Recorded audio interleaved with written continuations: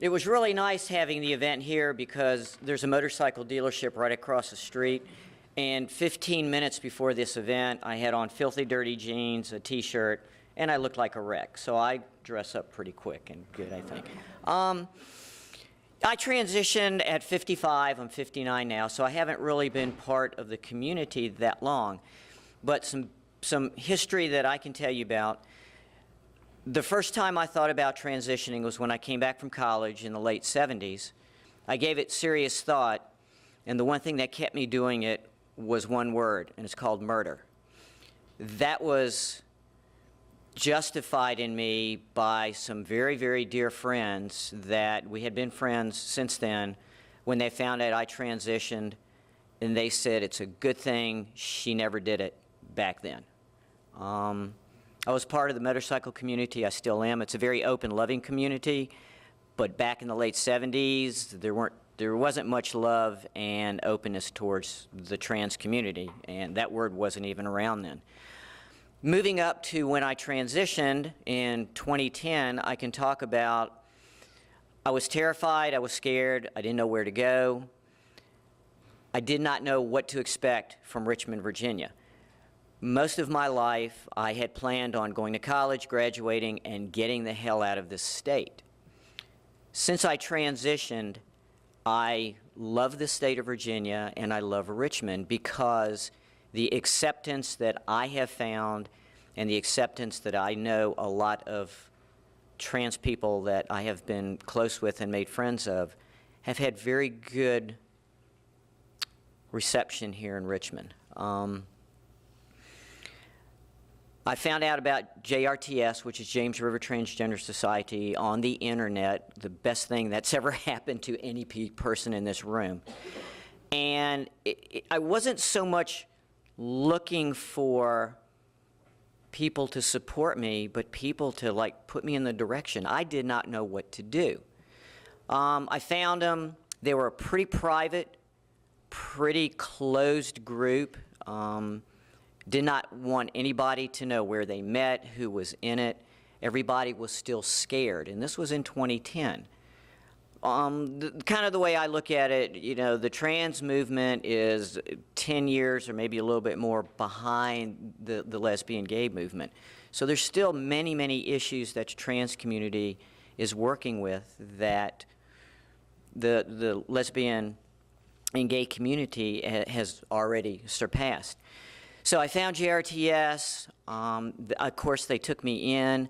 I was very introverted. I would never open my mouth and talk.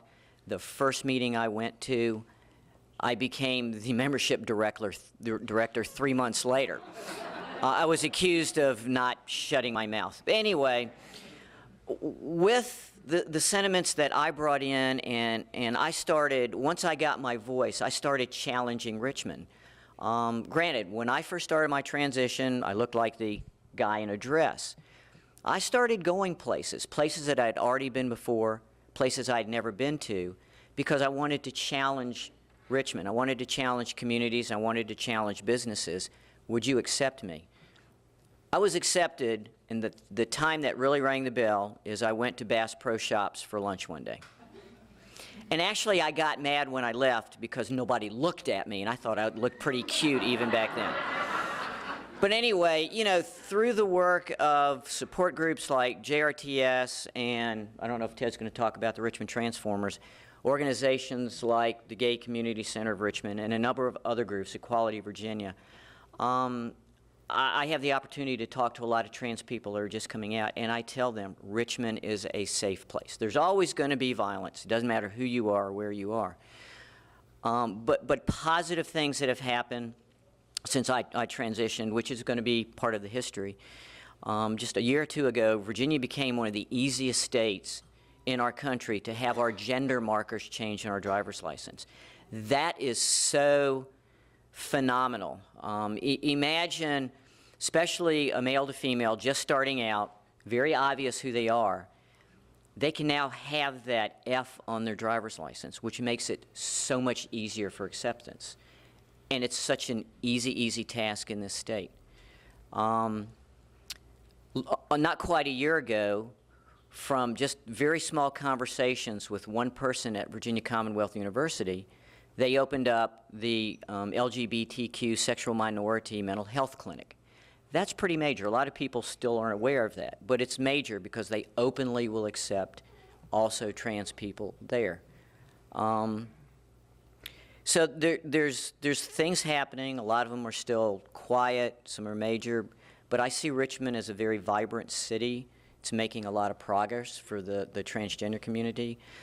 One of the biggest issues that the trans community's had, and I'm almost done, is we never felt part of that LGBT.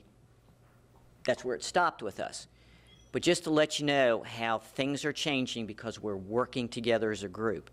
One is the trans community was also instrumental in that woman right there being on this stage, and we're very proud of that. And JRTS as a group has overcome the issue of the word gay because we now are totally associated and we have our meetings at the Gay Community Center, thanks to work with Bill. So that's all going to be part of our history too.